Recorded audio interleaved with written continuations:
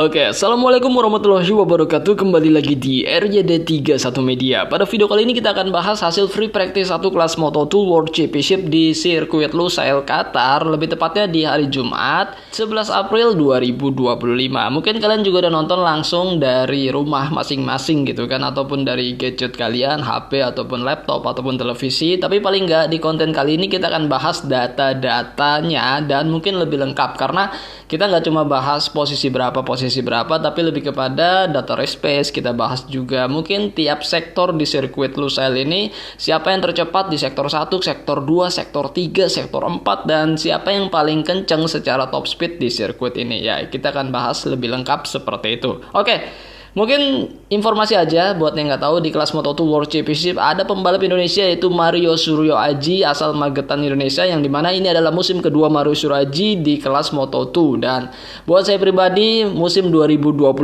Mario Suryo Aji benar-benar Mario Suryo Aji yang jiwa petarungnya itu kelihatan banget sejak free practice. Nah, free practice 1 pun Mario Suryo Aji mampu berada di posisi teratas, terbukti dari menit-menit awal. Sepanjang 35 menit free practice 1, Mario Suryo Aji nggak melorot ke posisi terbawah.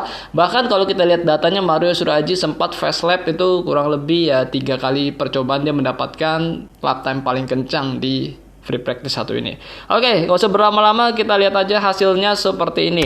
Yang terkencang di saat free practice 1 adalah pembalap asal Spanyol yaitu Manuel Gonzalez dengan sasis Kalek bersama Intake GP. Lap time-nya 1 menit 57 detik 689. Dan Manuel Gonzalez menghabiskan totalnya 17 lap di saat free practice 1 ini, dan lap time tercepatnya dia dapatkan di saat lap ke-14. Kalau kita lihat top speed Manuel Gonzalez itu 288,0 km per jam. Di posisi kedua ada pembalap asal Spanyol juga dengan sasis Kalek yaitu Aaron Canet bersama Vantic Racing, dan lap time-nya 1 menit 57 detik 967. Jadi di saat free practice 1 ini hanya 2 pembalap yang mampu under 1 menit 58 detik atau 1 menit 57 detik, yaitu Manuel Gonzalez dan juga Aaron Canet. Dan di posisi 3 pembalap asal Turki yang juga jebolan dari Asia Talent Cup Red Bull Rookies Cup yaitu Deniz Öncü, yang dimana dengan Red Bull KTM Majo, Deniz Öncü sasis Kalek mampu mencetak lap time 1 menit 58 detik 138. Dan Mario Suryo Aji berada di posisi ke-7. Nah, itu kita lihat Idemitsu Honda Tim Asia sasis Kalek. Mario mencetak lap time tercepatnya sepanjang free practice ini dengan 1 menit 58 detik 385, dan totalnya Mario menghabiskan 15 lap di saat free practice 1. Oke.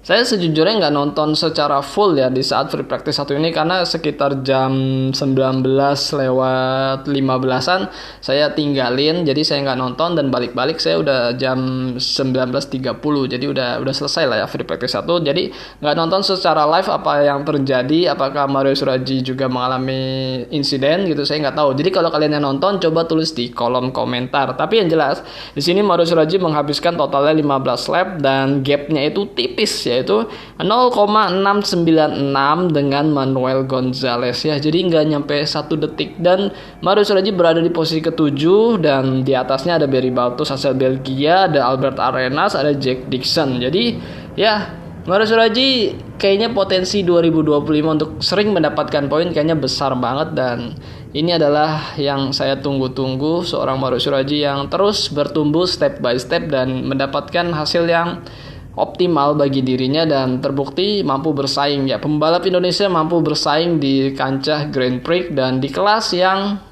seperti ini, kelas medium ya, di kelas Moto2.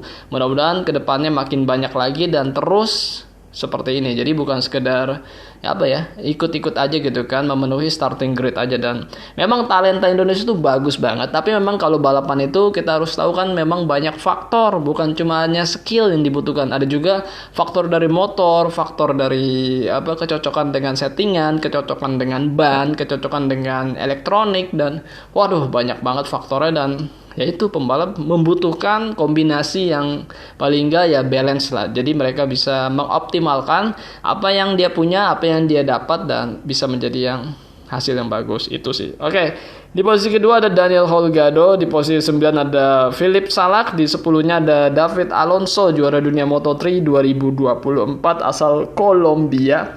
Di 11 ada Marcos Ramirez, di 12 ada Shane Agius asal Australia yang juga lulusan Asia Talent Cup. 13 ada Joe Robert asal Amerika, 14 ada Zonta asal Belanda, 15 ada Diogo Moreira asal Brazil, 16 ada Alex Ekskrik, 17 ada Adrian Huertas asal Spanyol yang juga juara dunia Supersport 2024. 19 Tony Arbolino asal Italia dengan Blue Crew Pramac Yamaha Moto2, 18 ada Izan Guevara, 20 ada Ayumu Sasaki, 21 Alonso Lopez, 22 Celestino Vietti, 23 Colin Fire, 24 ada Darren Binder, adik dari Brad Binder asal Afrika Selatan, 25 Sergio Garcia, 26 Yuki Kuni asal Jepang, rekan Mario Suraji di kelas Moto2 ini, di 27 ada Ivan Ortola, 28 ada Jorge Navarro. Ya, jadi totalnya 28 pembalap dan all time lap record belum terpecahkan masih atas nama Aron Canet di tahun 2024 dengan 1 menit 56 detik 788. Ya,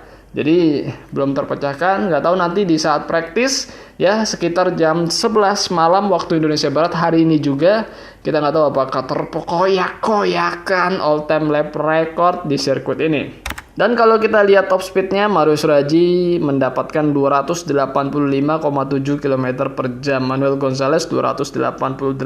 Oke, kita turun.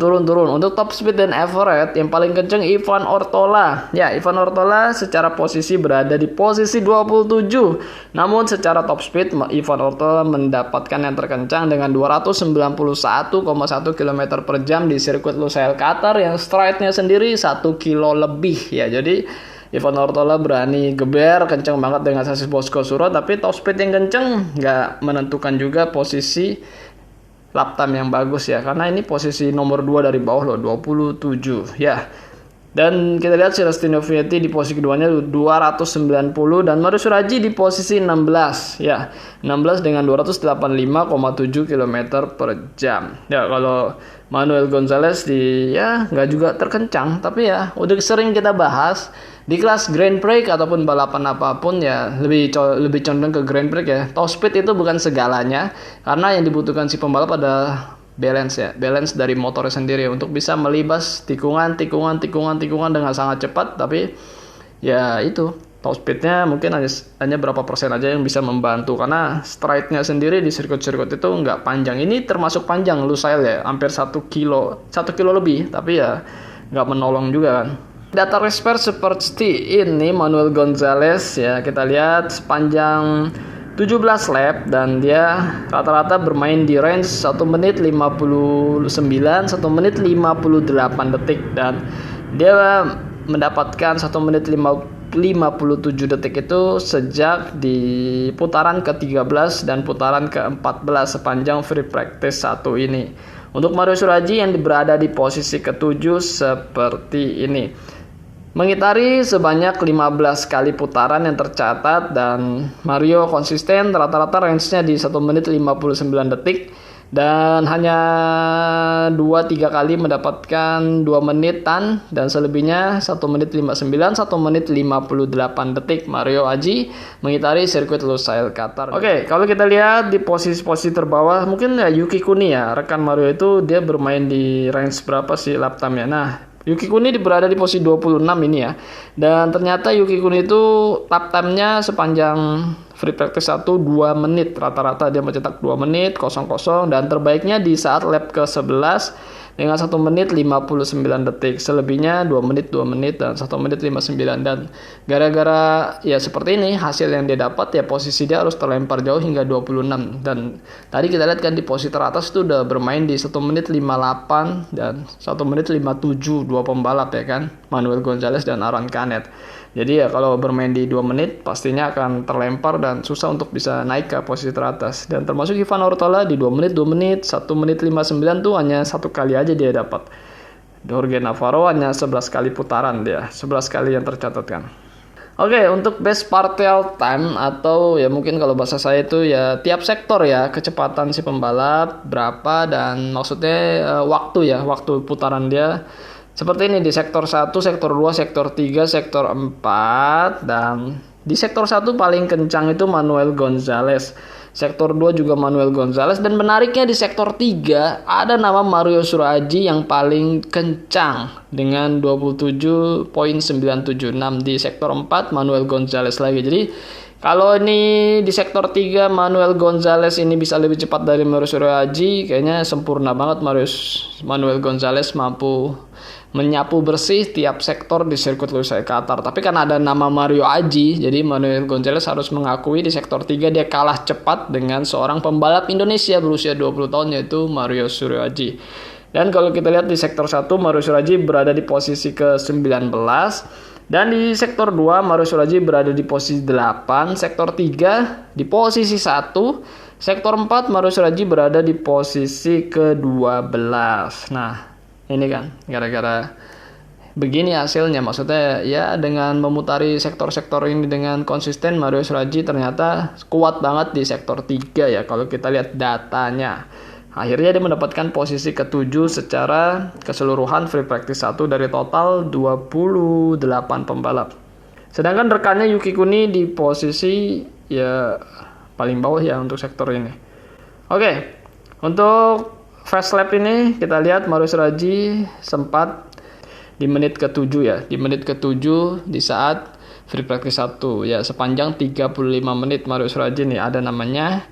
Ya, oke, begini aja mungkin ya hasil data-data dari free practice 1 udah cukup lengkap, dan mohon maaf jika mungkin saya menginformasikannya kurang jelas, tapi paling nggak ada gambarannya kan, jadi kalian bisa lihat sendiri dan mudah-mudahan bisa jadi gambaran. Dan kita lihat nanti practice kedua yang menentukan si pembalap untuk bisa lolos kualifikasi 2 ataupun harus capek-capek ikut kualifikasi 1 dahulu, seperti itu ya, seperti biasa. Oke, mudah-mudahan bisa bikin kontennya, bisa kita upload, dan bisa di sini semua bersama-sama berkomentar dan mengutarakan pendapatnya dengan baik dan juga ya secara sehat gitu kan, tanpa menyerang secara fisik ataupun apa gitu lah ya. Pokoknya kita mendukung terus pembalap Indonesia yang sedang berjuang di ranah internasional. Oke, sehat-sehat buat kalian semua, jangan lupa makan dan jangan lupa berdoa. Akhir kata, wassalamualaikum warahmatullahi wabarakatuh. Bye bye.